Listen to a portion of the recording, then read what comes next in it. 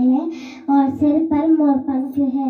वो अनेक वर्ण फूलों और पत्तियों की माला पहने हुए हैं।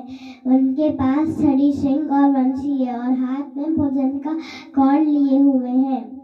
और हमने सीखा, पहले बहुत योगी जनों ने भगवान की कथा और कीर्तन का श्रवण करके भगवान को जाना है और भगवान की शरण में जाकर उनके परम धाम को प्राप्त किया है। परेह भूमन बहवो अपि योगिना त्वतर्पितेहा निज कर्म लब्धया बुद्ध भक्त्यैव कथोपनीतया प्रपेति रे अंजो चित्ते गतिम पराम। तो हमें भी भगवान का नित्य श्रवण और कीर्तन और भगवान के शरणागत होना चाहिए। और हमने सीखा, गुणात्मनस्ते अपि गुणान्मातुं हितावती नस्य कैशिरस्य कालेन यर्वा विमिता सुकल्पे भूपांशवः खेमिकाधिवासः।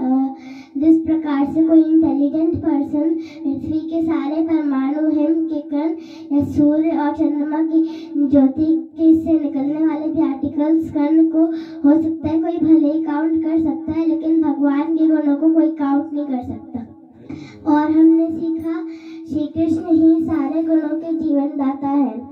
और हमने सीखा, तत्ते अनुकंपां सुसमीक्षमाणो भुञ्जानेवात्मकृतं विपाकं हृदवाग्वपुर्भिः विदधन् नमस्ते जीवेत यो मुक्तिपदे सदा ये भाव हृदय गदगद वाणी और पुलकित शरीर से भगवान को प्रणाम करना चाहिए और भगवान की कृपा का वेट करना चाहिए। और हमने सीखा, हमें अपने से बड़े व्यक्ति या कोई टेस्ट नहीं लेना चाहिए। जैसे ब्रह्मा जी ने भगवान की शक्ति की परीक्षा लेनी चाहिए। उन्होंने कहा कि भगवान, आप तो एक विशाल अग्नि है और मैं तो आपके सामने एक छोटी सी चिंगारी हूँ।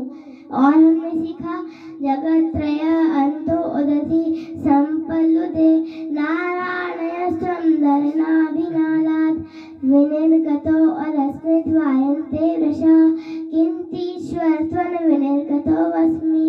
इस श्लोक से हमने ये सीखा कि ब्रह्मा जी भगवान के स्पेशल विशेष पुत्र हैं, क्योंकि ब्रह्मा जी भगवान श्री कृष्ण के नाभि कमल से उत्पन्न हुए हैं और हम भगवान के दिव्य शरीर के एक अंश हैं। इसीलिए ब्रह्मा जी भगवान से विशेष याचना कर रहे हैं। और हमने सीखा कि हम भगवान को कैसे समझ सकते हैं। अथापि ते देव पदाम्बुजदया प्रसाद लेशानुग्रहीते विहि जानाति तत्त्वं भगवन् महिम्नो न जाने कोऽपि चिरं विचिन्वन्। इस श्लोक से हमने ये सीखा कि यदि किसमें भगवान की लेश मात्र भी कृपा हो जाती है तो भगवान को समझ सकता है, लेकिन जो भगवान को समझने के लिए चिंतन करते हैं वो वेदों को पढ़ने के बाद भी भगवान को नहीं समझ पाते।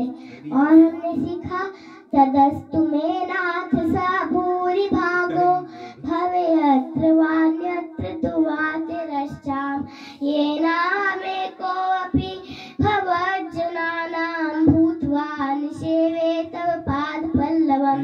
तो हमें भी यह प्रार्थना करनी चाहिए कि जहाँ कहीं पर भी जन्म हो हम भगवान के चरण कमलों की सेवा कर सकें और भगवान हमें अपनी भक्ति की संपत्ति का दान करें। और हमने सीखा कि अगर हमें भगवान के शुद्ध भक्तों को, अगर हम भगवान को प्रसन्न करना है तो हम भगवान के शुद्ध भक्तों की सेवा करें और जो करें उसके आदेश का पालन करें। महत्पाद अभिषेकम। और हमने सीखा कि हमें भव सागर को कैसे पार करना है।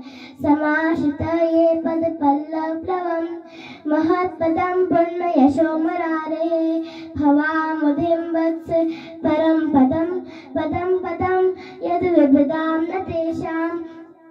इस श्लोक से हमने ये सीखा कि जो भगवान श्री कृष्ण के चरण कमलों की शरण ग्रहण कर लेता है उसके लिए ये भव सागर एक गाय के बछड़े के खुर के समान हो जाता है और बड़ी आसानी से इस भव सागर को पार कर जाता है।